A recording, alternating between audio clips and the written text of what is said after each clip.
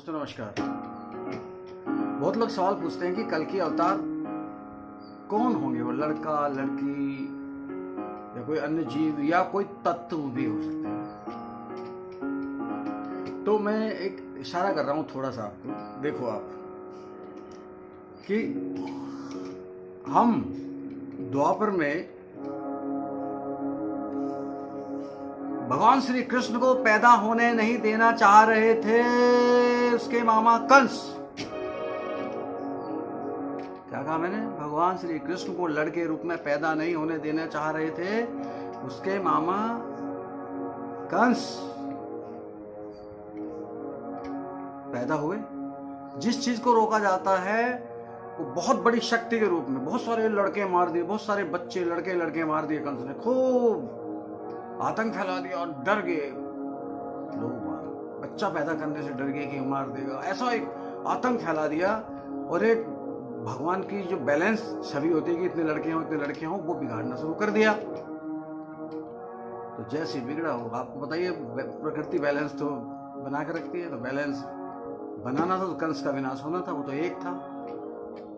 और लड़के नहीं के रूप में आके भगवान श्री कृष्ण ने उसको मारा और अधर्म। कंस तो मर गया मगर उसकी सोच नहीं मरी। उसकी सोच मामा से हटके माँ बाप में आ गई। और कलयुग में हम लड़की के नाम पे, समझना, कन्या के नाम पे सोच में मारने लगे। हम कंस के रूप में मामा से माँ बाप हो गए और अब लड़की नहीं चाहिए। यानी हमने प्रकृति के बैलेंस में छेड़खानी कर दी, ईश्वर के बैलेंस में, ईश्वर के विधान में। और हम सोच में चाहिए नहीं तो फिर लड़का चाहिए, लड़की भगवान भेज रहे हैं वो बना कर रहे हैं। यानी शक्ति आ रही है, शक्ति, नारी शक्ति, ईश्वरी शक्ति, देवी शक्ति को हम नकारना शुरू कर दिया सोच में।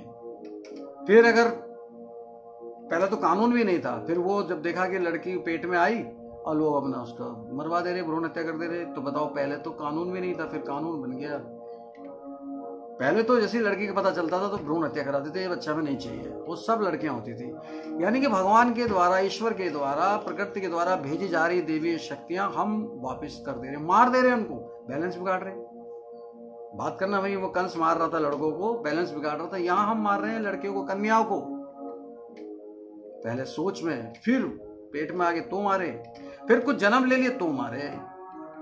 यानी कि बैलेंस बिगाड़ दिया। और किसी के बच्चों को मारोगे, किसी के काम में छेड़खानी करोगे, नाराज होगा नहीं होगा? यानी भगवान को, ईश्वर को, प्रकृति को नाराज भी कर दिया। लगातार युग बहुत हजारों साल से करते आ रहे नाराज। ये बैलेंस बिगाड़ रहे हैं लड़का लड़की का। तो जब आप बैलेंस बिगाड़ोगे, किसी गुब्बारे में एक तरफ दबाने की कोशिश करोगे, बैलेंस निकलेगा तो वो एक तरफ हवा भरेगी, तो वो कहीं ना कहीं से तो निकलेगी। बैलेंस तो वैसे ही रहे ना। तो वो जो शक्तियां इन्होंने रोकी कन्याओं की, वो कहीं ना कहीं तो इकट्ठे हो रही है ना, जो मार दे रहे हैं उनकी आत्माएं। फिर वो बहुत गुस्सा आ रहा उनको, ईश्वर के काम में, विधि के विधान में अड़ंगा डालना, बैलेंस को छेड़ना। तो वहां कृष्ण के चक्कर में लड़के मार रहे थे, तो कृष्ण ने आके कंस को मारा, पर उसकी सोच जिंदा रही। वो हमारे अंदर माँ बाप तक आ गई। अगर हम माँ बाप में भी आ गई है तो समझ लो इससे बड़ा अधर्म क्या कि माँ बाप गला घोट दे रहे अपनी औलाद का। वो ये भी नहीं सोच रहे कि कन्या, वो कन्या नहीं पैदा होगी तो माँ कहाँ से आएगी?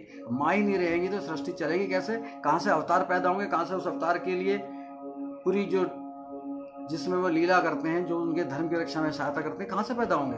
यानी फुल रूप से छेड़छाड़ प्रकृति के साथ।